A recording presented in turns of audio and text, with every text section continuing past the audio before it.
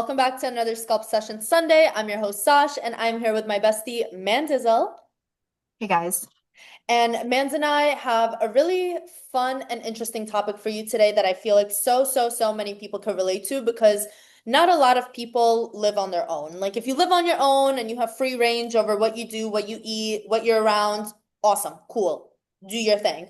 But for the most part, you are either living with a significant other, with a parent, if you're younger or not, with a sibling, with a friend, a roommate, whatever the case is. So, the conversation that we're going to be having together is when you're living under the same roof, but you might have different goals, how we go about that. And we're really going to talk about it in the significant other kind of context, even though we both have had experience with familial aspects of this too, which will, I'm sure we're going to trickle into this conversation as well. But Mandy and I are both engaged, getting married later this year. So cute. I love it. In our bride maxing era together, fiance maxing era together, but we have our significant others, both of our fiancés have, we've come a long way with their eating, all of our habits, like just what we do, how we go about things. So the whole point of this conversation is to show you that you can have different goals than who you're literally under the same roof with and still continue to make progress because you value your goals, you value yourself, you hold yourself to that standard. You might even influence them to make healthier decisions in their lives. And whether they choose to do it or not to do it, like how to not be resenting each other, how to not make a thing out of it, because it really doesn't have to be a thing. So, I want to jump right into this conversation with sharing some personal experiences. Mans, I know that you have a really great one. We've actually touched on this in another podcast. For the life of me, cannot remember if it was mine or yours or what the podcast was. It might have been the environment one where we talked about like how our environment, but maybe not. I don't know. Maybe it I was a don't remember Gemini. either. I don't remember, but even if you didn't listen to that, that's fine because we're going to talk about it here. So, Mans, I just want to pass the torch over to you. And can you share a little bit of a personal experience? Maybe that's current, maybe a previous one between you and Colin of like your eating habits and how you didn't let that get in the way of your goals and your relationship. Ye- Yeah. So, Well, which one is so it? Did it get in the way of your goals or your relationship? uh no. Neither. It didn't, but in past relationships it has gotten in the way before, which is kind of why they're past relationships because my goals are important to me and unfortunately those individuals were not pushing me to be a better person, pushing me to grow and supporting those goals. Anyway, for Colin and I, though, very similar to you and AJ, we met in the gym. So we already had that like foundation in common. We were going on a regular basis. So we saw each other all the time. So I'm like, oh, hell yes, this person is into fitness. I love that. So like he must be eating pretty good too. Well, like when you start dating someone, the first dates tend to be like at restaurants, right? Yeah. And so that's pretty normal. And I wasn't quite like, I was right about to start a prep. I wasn't quite in a prep yet. So we met up for like a breakfast date. So I had the option to like, I was like eating egg whites with veggies and like potatoes. And he had like this French toast platter, like with like whipped cream everywhere, which looked great. But I was like, oh my God, I could never. I'm about to prep. And I didn't think anything of it. But then once we started getting like a little bit more serious and we were talking about our values, I remember he told me, he's like, I think it's really important that, whoever I'm going to be with, like seriously, I think it's important that we sit down and like we eat the same foods, like we eat meals together and like we share that time together. And I'm at the time I was like, oh wow, that is so hot. But also like dang, is this like a deal breaker because I'm not gonna be able to eat the same meals. Yeah. And yeah, we had to have that conversation. And I was like, hey, so I'm about to start a prep in a couple weeks. I can't eat like what you think like what you just said. I can't do that. Yeah. And he was like really understanding. And then And then as we started spending more time together, and I learned more about him and I visited his bachelor pad and I saw that like his diet was 50% frozen pizzas with salads, you know, balanced. I was like, oh no, what? Wait, You're what? no, no, I don't want to cut you off, but like even that moment where you mentioned that you guys had that conversation about like and how important it was for to eat a meal together, which is something that I feel like a lot of people want, right? To be able to sit Yeah, down, have dinner together. You can do that. And now, obviously, now you're going to get to the point that you are doing that, but it doesn't have to be the same food. food. Not to mention the serving size that a man eats versus a woman. I mean, honestly, there was a point when I was in my growth phase that I was eating a little bit less than AJ was, like a little bit less than he was. But it's like serving sizes could be different, different sources of food. Like you could both have a bowl of food in front of you and eat it together. Just you have your food and I have my food. And like that's Yeah, not the end of the world. no. I And don't that's know like, why I don't know why it's meant to like people feel like that is. Like you could enjoy a dinner together and have that quality time without eating the same exact food. Like I don't want to mhm. eat the beef that AJ's eating. I'm still traumatized by beef. I got the worst food poisoning of my life from beef. I'm not going to eat it for a little while. All right? So I'm eating my Still, chicken. Like, oh girl. listen. Yeah.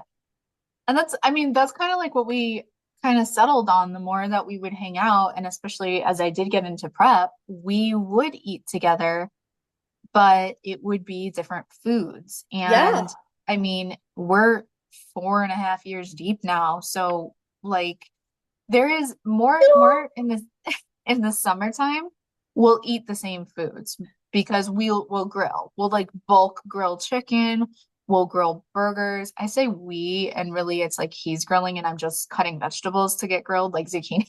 But even But there, you don't always yeah, eat the same portion. we're Like, not eating the same portions. No, it totally depends on our goals. And like even this summer, like he talked about us grilling out this weekend, and I'm already on prep. So basically, I'm like, great, make me some chicken. Like, let's do that. And then the rest is like whatever he wants it to be. So I'm sure there'll be some brats and stuff. But, yeah. But even there, when you we, get that quality time of like doing that together. Like we cook every single day that AJ has off. Even though he's standing and making his beef and I'm not having any, I'm in the kitchen with him because I'm throwing my chicken in the air fryer. I'm assembling our bowls that we're both going to eat. His are on one side, mine's on another side. I'm making the guac that we eat together. So it's like you oh, I can have a do it. question then. I have a Yeah. question for you because before Colin and I started dating, he wasn't meal prepping. He would just like kind of like YOLO make his lunch for work like the morning of. And then that is something I'm gonna take credit for it. That is something that I brought to our relationship.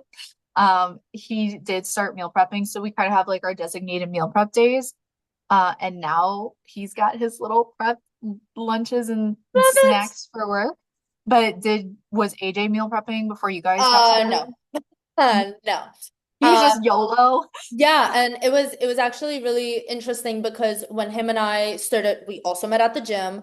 We also first dates were at restaurants and also had the conversation of like the importance of us being able to sit down and, eat a meal together and spend that time together, like just having that quality time together. And I remember when he would sometimes come to the gym like right before I was supposed to leave. So we would walk out, well, not right before, like an hour or so, enough for him to work out. So we would leave together. And as we would leave together, he would be like, oh, okay, cool. Like I would go this way to go home. And sometimes I would have to go to the grocery store. So he would also go to the grocery store. And every single day before work, he would pick up a sandwich from the grocery store. It's Publix. If you're South It's not Florida a local or pub whatever, a sub. pub sub. Yes, a pub sub. So he would get a pub sub every single day and he would eat that at work. And sometimes he would also throw in like a protein bar or whatever. And then when like later on, him and his buddies, they would all go grab like breakfast together since he works night shift and they go to the same spot. They would get the same thing like eggs, bacon. Like it's a pretty decent meal that they get. But I remember every single time he's like, yeah, I gotta pick up a sandwich for work. And I was just like, do you always eat a sandwich for work? Like, I'm not trying to sound like I'm judging you, but like, do you do this every single day? Like, you take this to work every single day? And he was like, yeah, I just pick up a sandwich on my way home from the gym. And I just remember thinking, like, even there were a couple of times that I went in with him and there was like a line to stand and wait. And I'm like, you could go home and have your food already cooked or like cook your food at home. And I just remember thinking, like, well, how do you know how much protein is in it? How do you know the carb? How do you know? And he was kind of like YOLOing it. Like he did track certain things, but then he was YOLOing other things. And when I went to his bachelor pad for the first time and opened up certain cabinets, I was like, "Oh, all right, your pre-workout is a cinnamon bun, and you're bulking. Like when he was bulking, that meant like donuts, and like Oh, dirty bulk. yes. And Dirty bulk. listen, don't get me wrong, because when I'm in my growth season, we will order a box of 4 to 6 donuts and cut them up and each have pieces. Like, and I love it. And I'll do it again and again and again. But I just remember thinking, like, holy shit, like I wake up every single day at that time, not every day, but no, of course I wake up every day. What am I saying?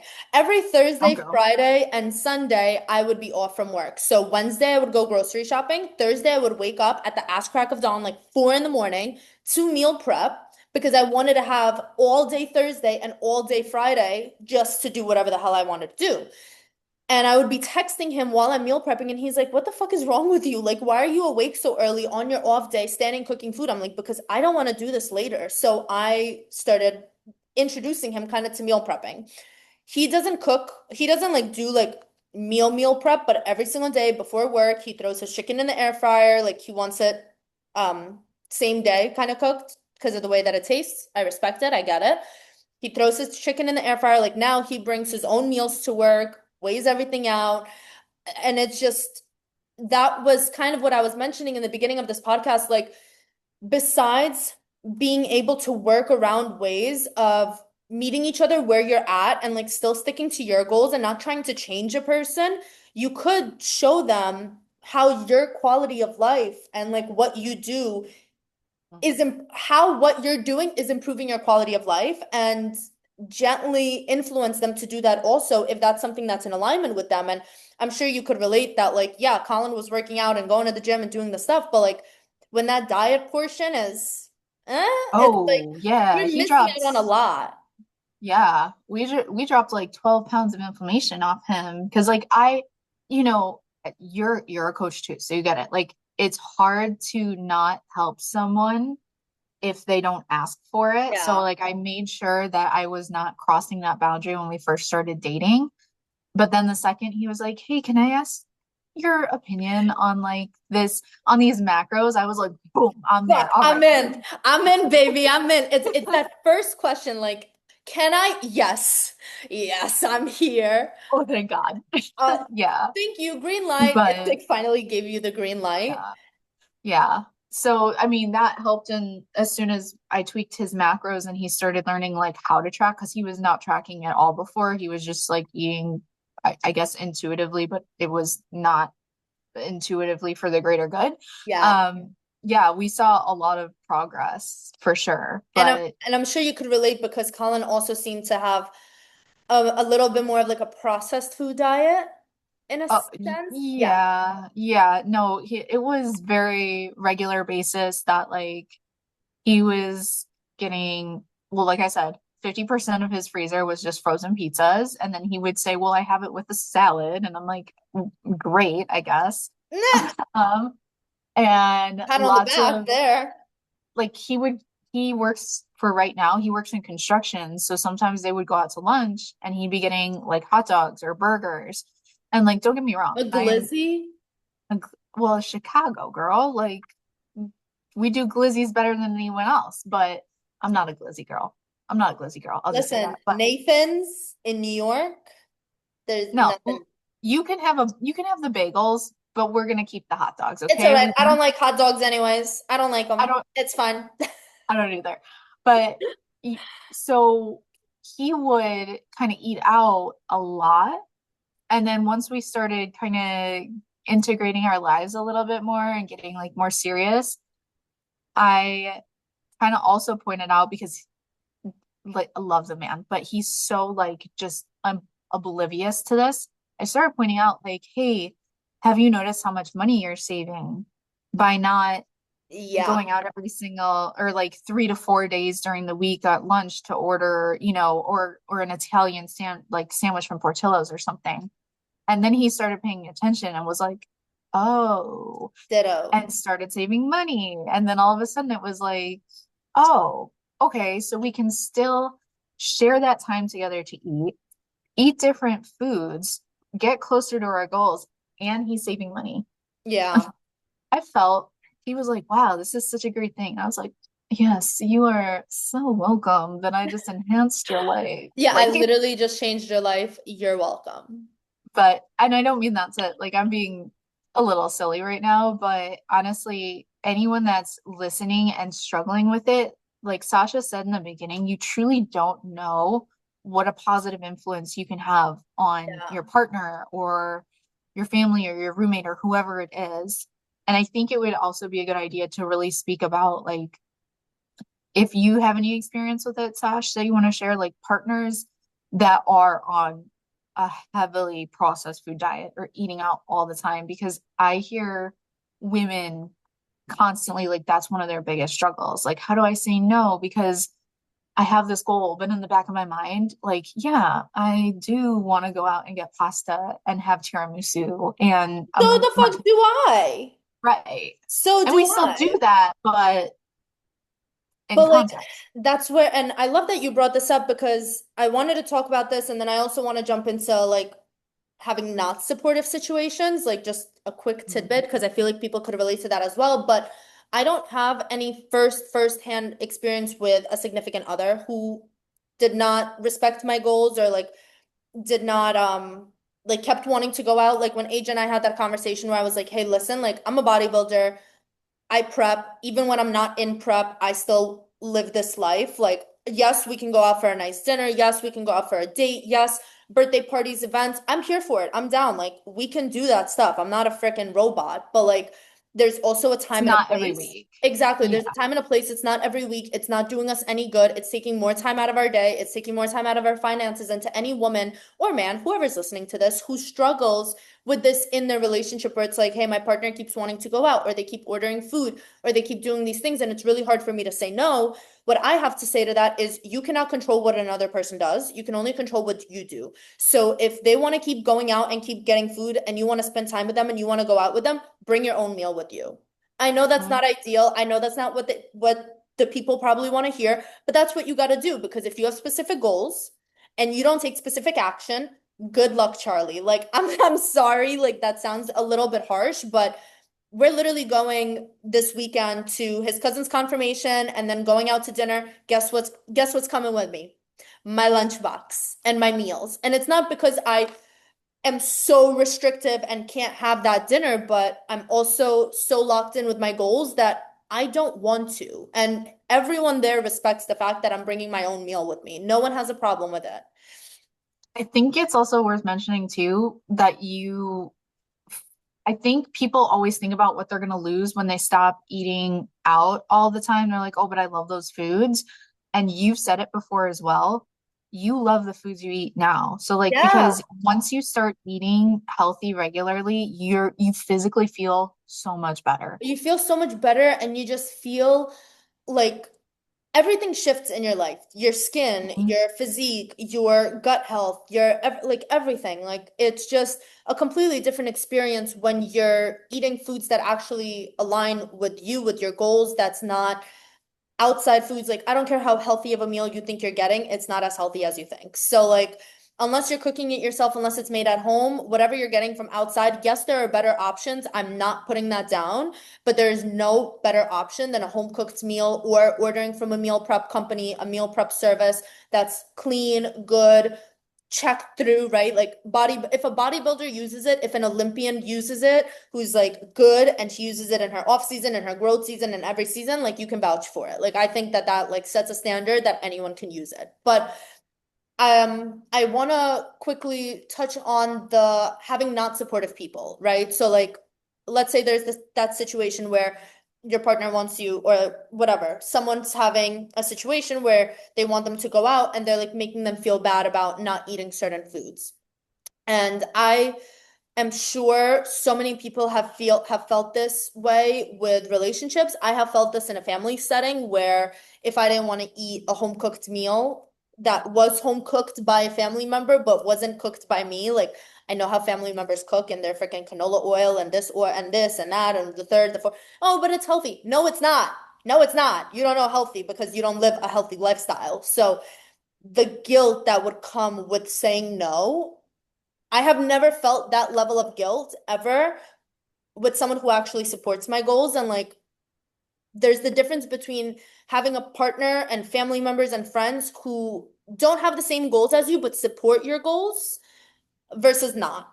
And when it's not, is when it gets really freaking hard to stay your ground because everyone around you makes you feel crazy as to why you're living the way that you're living. I agree, but and this is what I tell my girls too that say that the majority of the time they are projecting onto you their emotions and feelings and trying to make you feel guilty, whether they're conscious of it or if it's subconscious, because you are holding up a boundary that is setting yourself up for self-respect, to Yeah. set yourself up to succeed, to achieve a goal, to look better physically, feel better physically. And if the people around you aren't supporting you and they're guilting you and saying, well, why don't you, is our food not good enough for you? It has everything to do with their thoughts and their feelings and nothing to truly do with you or what you're choosing to do with your life.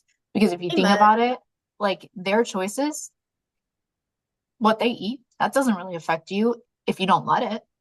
They're trying to get in your business. And Yeah. then that's not someone that's going to be supportive of you. No. No, and I want to bring up a quick little example of a specific family member that every single time I would be around this family member, which at the time was pretty freaking frequently, try this, try that, no matter what. If I said I'm in prep and I'm a week out from my show and I can't breathe a certain kind of air because like it's gonna put extra like I can't do that.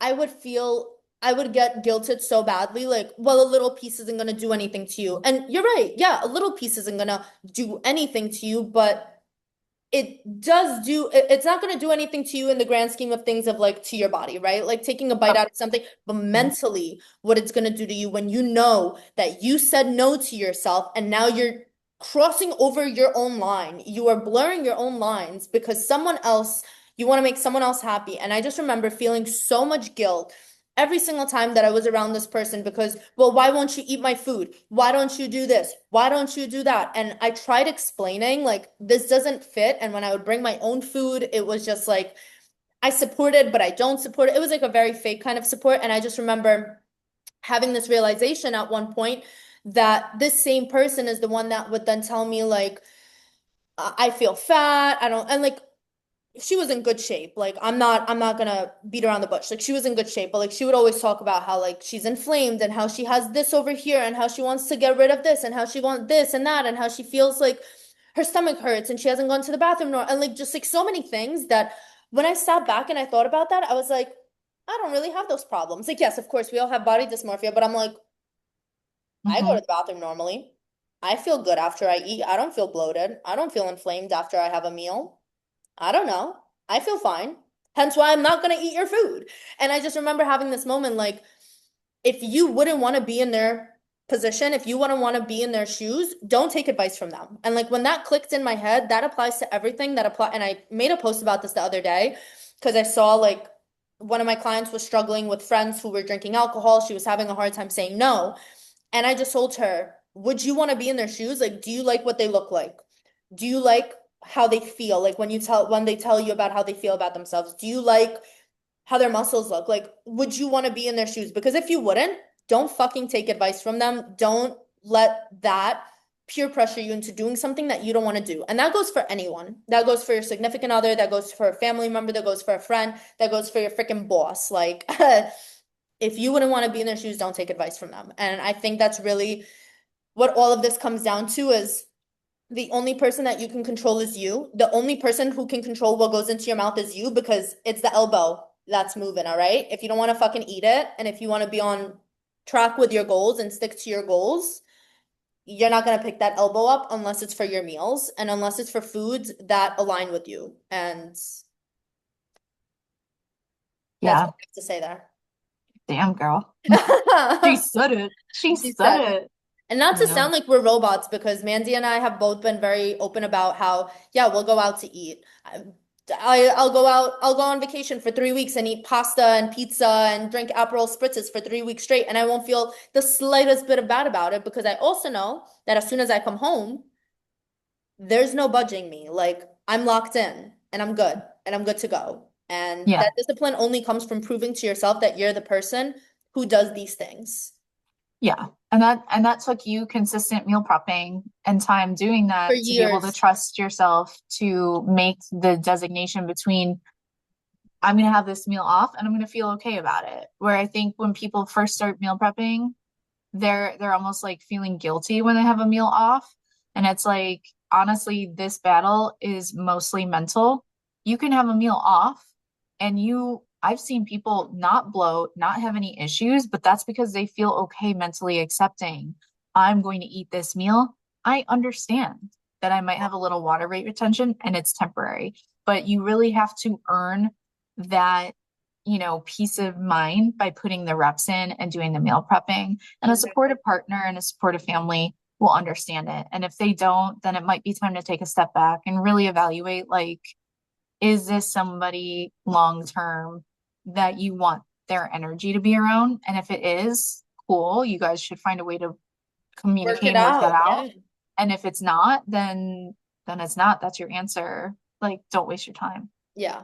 Yeah. And that goes for anyone. But that was such a great wrap up over here, Mans. And thank you so much for this conversation. I feel like this conversation could even be due for a part two. So if anyone listening has any questions, any advice of, I know we shared some of our personal stories and it kind of merged into the conversation, but if you have any questions, want some advice, need some help, figuring this out because I will say it's not easy and it also does require a lot of like inner work and like you said, really taking that step back and evaluating who you're around, assessing your goals and what matters to you and what you see for yourself in the long run. So I would be more than happy to continue any of these conversations in the DMs, as would Mandy. I'm going to go ahead and drop our Instagrams in the description down below.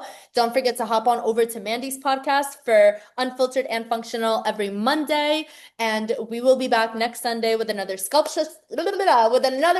session Sunday and a lot of more fun conversations. So as always, if you have any suggestions, recommendations, drop them in the comments. Leave us a like. If you're listening on Spotify, give us 5 stars. It helps the podcast grow.